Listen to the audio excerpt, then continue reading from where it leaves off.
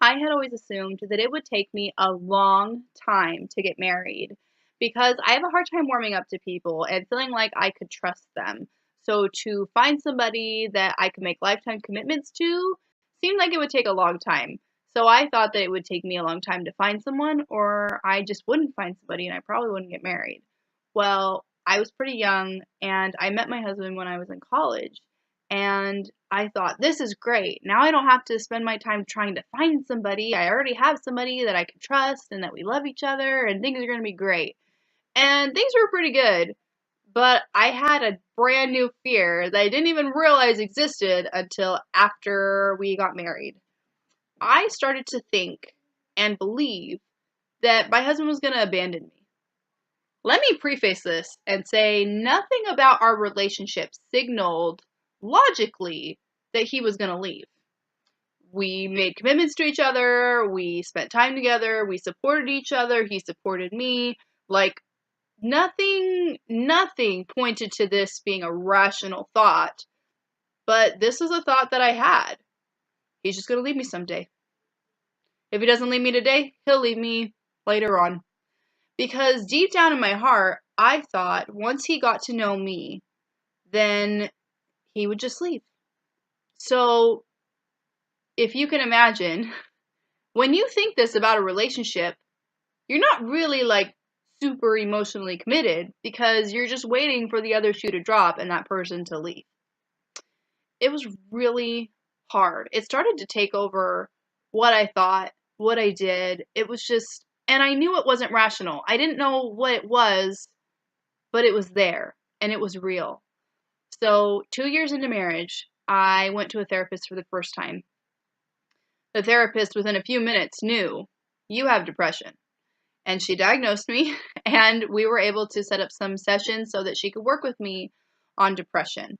Because depression was just the way that I thought, and the way that she described depression were just one and the same. I never thought that I could think any different because that's the way my brain works. And our brains are pretty quick and powerful, so why would my brain work any different? This is just the way it is, and I just have like these really weird irrational fears. Like, that's cool and totally normal. It's not. But I didn't know that at the time. So once I started meeting with her, she helped me to take that thinking, that type of thinking of depression and like everything that stems from it. She helped me to pull that out and to really look at it and examine it and think about, is this the way I want to think about things? Is it helping me? Is it benefiting my life? And if the answers were no, then we were going to take all that thinking and we're going to set it aside and we're going to come up with a new way of thinking, a new rational, realistic way to think about things, a new perspective. This was huge. This helped me to be able to overcome a lot of my past memories.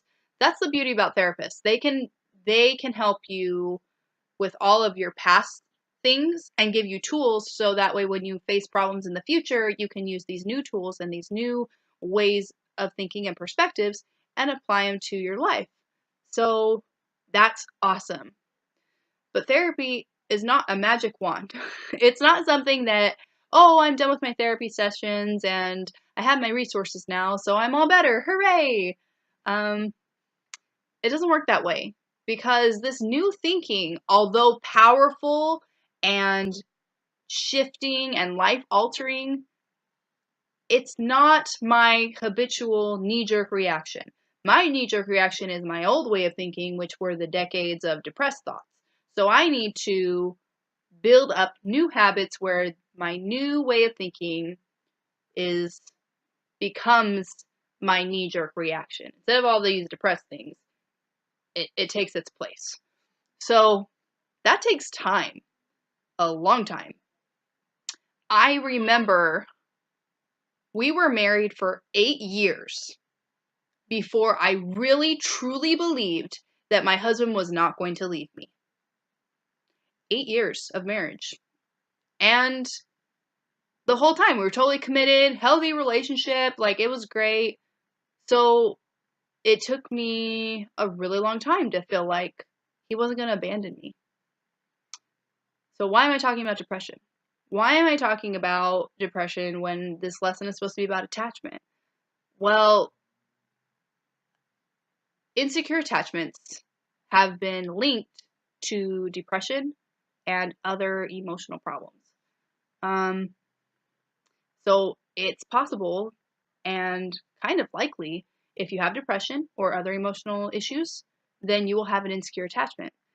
This makes sense because depression affects the way you think, and the way you think determines like what kind of connections you have with people and what kind of relationships you form.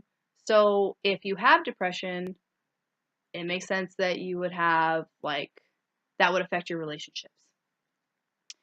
Anxious attachment, which is what I had, is based on fear. It's based on this belief that it's called anxious attachment because it's based on anxious feelings and anxiety. You think people don't really care about you. You question like why people like even care for you or even like spend time with you or do all these things. I had felt that like my whole life, but I didn't realize that it was tied to depression or that it even for some reason it didn't register that this would affect my relationships with people. I just thought it was normal. I thought that the way I was thinking was normal. But to change my thinking, to change from depressed thinking to new, better thinking, it also started to shift and adjust how I treated relationships. So, to do that, to change my relationships to be from anxious attachment to secure attachments, I needed two things. First was the therapy, which I already talked about, how it changed my thinking.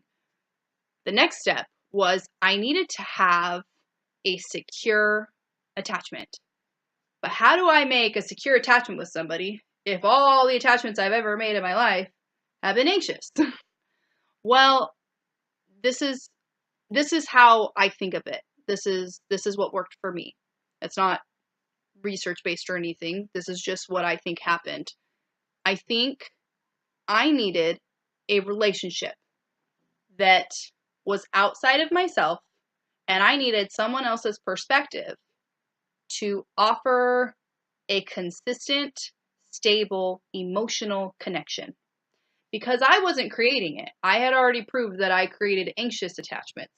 So I needed somebody else to come and to kind of provide that guidance and provide the example of what it's like to be securely attached. I think this can come from a parent, it can come from a sibling, it can come from a higher power. For me, I was incredibly fortunate. I feel like I actually had two relationships. One was with my husband. He was the one that helped me through all of this. He saw what was happening to me. I told him what I was feeling, and he was like, "You need to talk to somebody and you need to talk to a professional." And at first, I was like, "What? No, I don't want to talk to a professional." But he was like, "Trust me, like, you need to talk to somebody." He knew that something was wrong, but he didn't know how to help me. He wasn't trained and he wasn't a professional. So he told me to go see somebody. And from that time and throughout our marriage, I could talk openly and honestly with my husband. I could tell him, if I do that, then I feel like you're not going to like me anymore. Or if I don't do this, then you're going to resent me and then eventually you're going to leave me. I would just tell him. And he would listen and he would verbalize to me, no, that's not going to happen. And he would also show me through the relationship and through his actions that he cared for me. And I needed that consistent, stable base to show me what secure emotional safety looked like. I needed that. The other relationship I had was a relationship I had with Heavenly Father. Now, not everyone believes in God. Sometimes people have complicated relationships with God. I believe that He is my Heavenly Father. I believe I'm His child, and I believe that He cares for me. So when I went through times, many times, many days, many moments, when I felt like I was nothing and I was worthless and that no one cared for me, I would turn to Heavenly Father and I would ask Him, will you please show me that I have value? Because I don't see it and I don't think I have any. I don't have any. Please show me. And he would show me. He would tell me, and he would give me specific blessings that I knew could only come from him that demonstrated my value. Because to me, for my anxious attachment tendencies, it was all rooted in this idea that I'm nothing. And people will see that, and that's why they'll leave. But if I had a different perspective, somebody outside of myself, because my brain wasn't telling me this, if I had Heavenly Father telling me, you actually do have value, you're valuable to me, you're precious to me, then I could build up a new way of thinking about myself. So those are the steps that helped me go from anxiously attached to securely attaching to other people around me. This is not meant to be a roadmap for anybody. It's not meant to be therapeutic advice. I'm not a therapist, but it's meant to be an inspiration to others to show you that having a little bit of perspective outside of yourself can offer so much value. It can really take you from where you are to where you want to be. Sometimes we see that vision of, gosh, I really want to be super close to my family and not feel like I have to worry. Or I want to be able to feel like I'm proud of myself and not feel guilty for whatever we want to feel. Sometimes we see that vision. We don't really know how to get there. So outside perspectives are what help us to make that a reality. For me, that's how it worked. It helps us bring about change. That's the whole purpose of this curriculum. That's the purpose of what we're doing. We hope to inspire people with a different perspective so then maybe they can recognize some of the struggles that they have or anticipate struggles that they will have and overcome them. I know that I would not be where I am without outside perspectives.